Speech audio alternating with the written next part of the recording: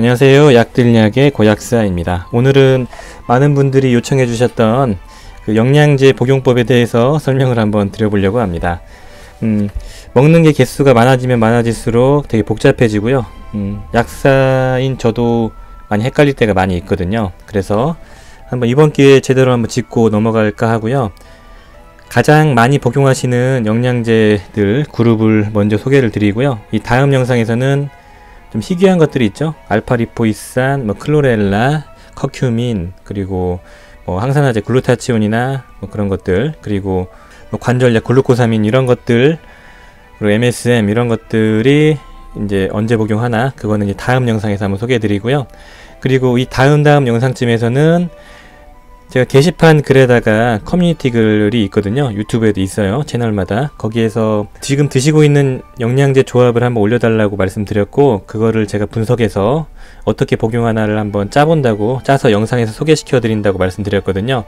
그래서 한 두 개 정도의 영상으로 이제 그 구독자분이 드시는 영양제를 한번 조합을 해서 보여드리면 이제 실전편이 되겠죠. 그래서 이론편으로 많이들 복용하시는 오메가3, 칼슘, 마그네슘, 종합 비타민, 비타민 C 이런 거를 소개시켜 드리고, 그리고 흔하지 않은 것들을 소개시켜 드리고, 그리고 실전편으로 이제 지금 드시는 조합들을 한번 10개, 한 20개 정도 케이스를 가져와서 일일이 한번 분석해서 이렇게 한번 짜보겠습니다. 이론편과 실전편으로 나눠보겠습니다. 오메가3, 칼슘, 마그네슘, 철분제, 비타민 D, 비타민 B군, 비타민 C, 유산균, 이 정도로 한번 다뤄보겠습니다.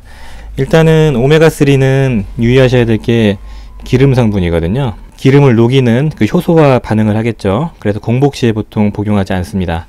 그리고 공복 시에 복용하게 되면 위장장애도 꽤 있거든요. 그러니까 빈속에 기름을 붓는 거랑 똑같아요. 그러니까 오메가3는 꼭 식후에 복용을 하고요. 그리고 기름기 있는 식사와 함께 복용하시면 궁합이 좋아요. 기름진 식사. 보통 그래서 아침에는 기름진 식사를 잘 하지 않기 때문에 아침에 복용하는 것보다는 이상적인 건 점심 식사 이후에 복용하시는 게 좋다고 합니다. 그냥 상식적인 부분에서 말씀드린 거고, 점심이나 저녁쯤 복용하시면 돼요. 딱 정해져 있는 건 아니고요.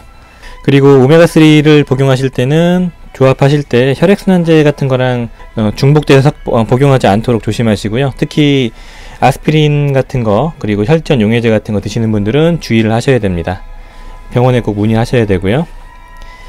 그리고 칼슘, 마그네슘 제제는 그때 말씀을 많이 드렸었는데 보통 유액이 나오는 상태에서 흡수율이 높아지거든요. 그래서 보통 식사 직후, 아침이나 점심이나 저녁 식사 직후에 복용하시고요.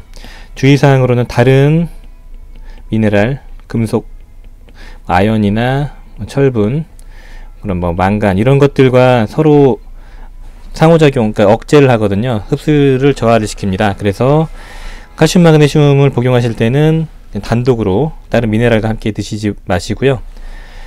현실적으로 따로 복용한다는 게 쉽지 않아요. 근데 정확히 보면 칼슘과 마그네슘도 사실 서로 영향을 주기 때문에 따로 먹는 게 좋아요. 근데 워낙 복잡해지고 번거로워지기 때문에 그냥 같이 복용하시고요.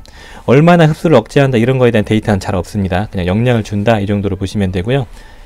이거는 복용하실 때는 비타민 D를 같이 섞어주시면 궁합이 좋겠죠. 그래서 비타민 D까지 복용하시면 도움이 될 것 같고요. 개인적으로는 칼슘, 마그네슘은 하루에 한 번 먹기보다는 2번 정도로 세팅이 되어 있거든요. 그래서 저는 아침, 저녁 식후 이 정도로 세팅을 해요.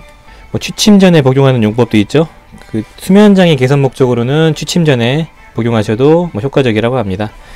흡수율이 좀 찜찜하시면은 저녁 식후에 복용하셔도 되겠죠. 철분제는 보통 공복시 복용하시는 게 가장 효과적이고요. 식사 공복시를 유지해야 되기 때문에 아침 식전이나 또 취침 전에 많이 복용을 합니다. 근데 다만 철분제는 위장장애가 좀 있거든요. 속쓰림이나 소화불량, 변비 같은 걸 잘 유발하기 때문에 이런 위장장애가 있으신 분들은 위장장애가 덜한 철분제를 복용하시거나 식사 직후에 복용하시면 흡수율은 포기하더라도 위는 잡을 수 있으니까 위장장애를 개선시킬 수 있습니다. 단백질, 난단백 코팅된 철이 있거든요. 이런 게 위장장애가 가장 덜합니다. 그래서 위장장애가 좀 심하신 분들은 난단백 코팅되어 있는 철을 복용하시면은 위장장애가 거의 없거든요. 그래서 난단백 코팅 철 약국에서 잘 찾아보시고요. 대표적인 게 회리너프, 녹십자 겁니다.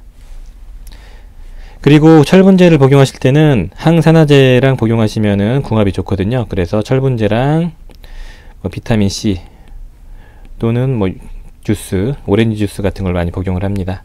그리고 철분제랑 궁합이 안 좋은 거는 미네랄들, 칼슘, 마그네슘, 아연 이런 것들은 같이 복용하시면 흡수율이 떨어집니다. 그리고 카페인 들어가는 녹차나 그리고 타닌 같은 게 많이 들어가 있는 녹차, 홍차, 다른 차들, 식물성 성분이 많이 들어가 있는 차와 함께 드시면 흡수율이 떨어지니까 물과 함께 드시는 게 좋습니다.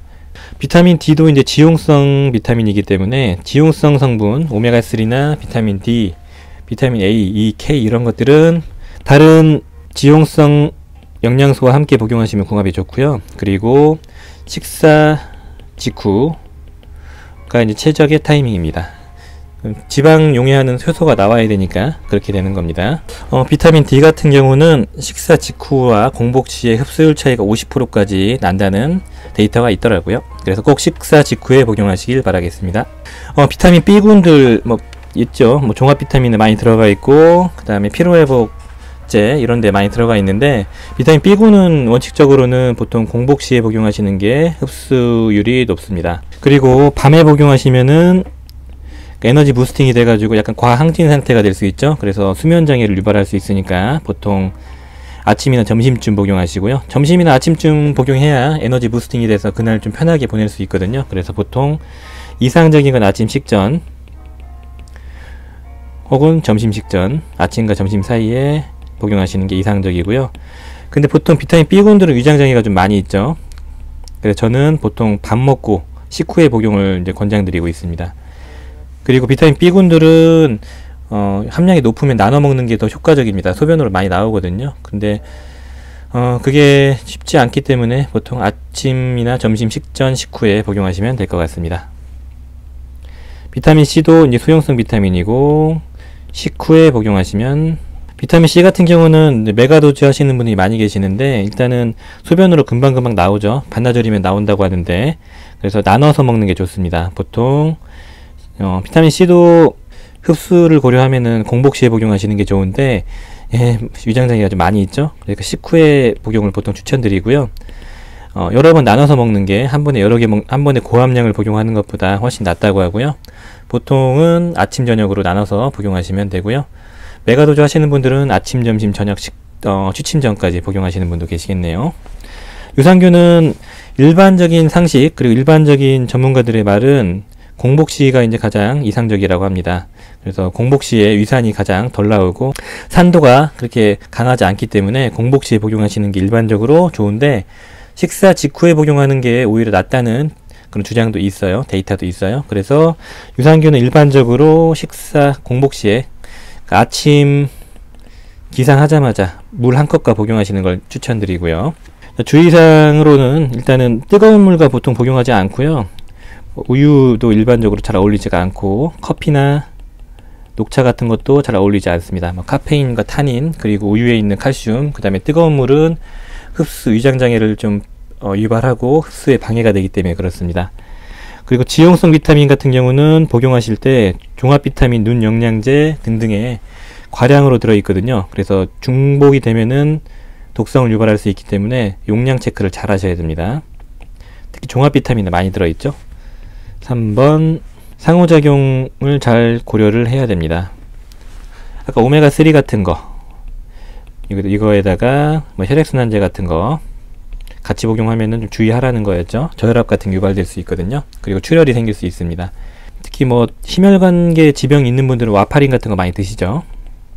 와파린과 오메가3는 궁합이 안 좋으니까 피하셔야 되고요. 복용시 참고사항, 아까 말씀드렸던 내용인데, 수용성 비타민은 수용성 비타민끼리, 지용성 비타민은 지용성 비타민끼리가 궁합이 좋다는 겁니다. 비타민 B군 C 궁합이 좋고, 비타민 A, E, K, D가 이제 궁합이 좋다. 같이 복용하면은 궁합이 좋다. 이 정도로 보시면 될 것 같습니다. 그래서 이제 요약을 좀 해서 이제 카테고리화 시켜봤습니다. 공복 시에 복용하면 좋은 것들, 식사 직후에 복용하면 좋은 것들 구분을 한번 해보면, 이상적인 부분에서요. 이렇게 복용하는 게 이상적이다. 근데 현실은 조금 녹록지 않아가지고 현실적인 부분도 말씀드릴 겁니다. 공복 시에 복용하면 좋은 성분들은 아까 말씀드렸듯이 유산균, 철분, 그리고 비타민 B, C 이런 거였죠. 식사 직후에 복용하는 게 좋은 거는 오메가3, 지용성 비타민 DEKA, 그리고 칼맥 이렇게 복용하시는 게 좋습니다. 이런 걸 바탕으로 이제 복용하는 방법을 짜면 돼요. 궁합이 좋은 조합. 같이 복용했을 때도 궁합이 좋은 걸 좀 섞어주시면 더 좋겠죠. 일반적으로 많이 알려진 비타민 C와 비타민 C, 그 다음에 비타민 C와 칼슘, 그리고 지용성 비타민끼리, 수용성은 수용성끼리, 그리고 칼맥과 비타민 D 이런 것들이 궁합이 좋죠. 이런 것들을 고려해서 또 용법, 복용하는 방법을 구성하시면 됩니다. 궁합이 나쁜 조합은 철분제와 각종 미네랄들, 칼슘, 마그네슘, 아연, 구리, 망간 뭐 이런 것들 궁합이 안 좋고요. 각종 미네랄들끼리 뭐 칼슘과 아연 뭐 이런 식으로 같이 복용하면은 서로 상호작용이 있기 때문에 이상적인 거는 따로 먹는 게 좋습니다. 근데 먹는 게 너무 복잡해지니까 그냥 같이 복용합니다. 저는요. 그냥 흡수를 좀 덜 하더라도 덜 되더라도 그냥 복용했을 때 그 복약 순응도가 좋은 조합을 저는 짜거든요. 그리고 이제 위장장애가 좀 심한 영양 성분들이 있죠. 오메가3, 철분, 그리고 비타민 B군, 비타민 C 등이 위장장애가 있어요. 이걸 고려해 줘야 됩니다.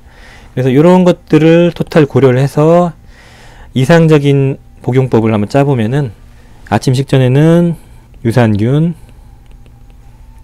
비타민 B군, 비타민 C 같이 복용하시면 이상적이고요. 식후에는 칼맥, 비타민 D, 혹은 점심 식전에는 비타민 B군, 아침에 안 먹었으면요. 이걸 여기다 옮겨주셔도 돼요. 아침에 이렇게 유산균과 비타민 B랑 C를 같이 먹으면 위장장애가 발생될 수 있거든요. 그래서 위장장애가 좀 있으신 분들은 비타민 B랑 C를 이쪽으로 옮기시고 아침 식전에는 유산균만 복용하시고요. 그래서 비타민 B나 C를 점심 식전에 복용하셔도 됩니다. 그 점심 식후에 오메가3 혹은 또 칼맥, 아침에 안 드셨던 분은 점심에 이렇게 드셔도 되고요. 칼맥은 보통 하루에 2번 복용하니까 2-3번 복용하거든요. 그 알이 크고 복용하는 양도 많아서 하루에 2번 또는 3번 복용하는데 아침과 점심으로 이렇게 나눠서 복용하면 돼요. 그리고 저녁 식후에는 오메가3, 칼맥, 비타민 D, 그리고 취침 전에는 철분제 이런 식으로 복용하시면 이게 이상적인 조합이에요. 대표적인 영양소에 대한 이상적인 조합이고 이제 또 많은 것들이 있잖아요. 드시는 거. 거기에 대한 내용은 다음 영상에서 한번 짜보겠습니다.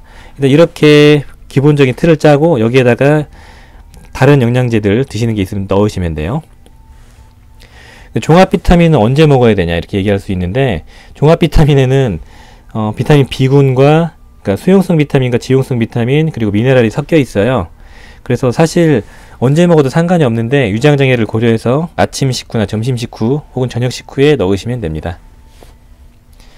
자, 이제 이상적인 거 말고 현실적인 복용법을 한번 구성해 보겠습니다. 저는 위장장애를 되게 중요시 하는데 장기적으로 복용하면 메가도즈나 고함량 요법이 아니더라도 위에 부담이 많이 되거든요. 그래서 일단 위장장애가 없는 유산균을 아침 식전에 세팅을 합니다. 그리고 식전 공복 시에 복용하면 흡수율이 높다는 비타민 B군도 아침 식후에 나요. 비타민 B군이 보통 속메스꺼움이나 위장장애를 유발하니까 비타민 B군, 그리고 칼맥, 비타민 D까지 이렇게 세팅을 하고요. 그리고 점심 식후에 보통 오메가3 또는 저녁 식후에 오메가3, 칼맥도 하루에 2번 복용하니까 저녁에 칼맥 이렇게 배치를 합니다. 그리고 취침 전에는 철분제 이렇게 배치를 하죠. 그리고 지용성 비타민, 비타민 A나 E 같은 거, 토코페롤 같은 거 복용하시는 분이 있으면 점심쯤에 복용하시면 돼요. 식후에요. 그래서 포인트는 비타민 B군을 아침 식후나 점심 식후에 넣는 겁니다. 이렇게 하시면 되고요.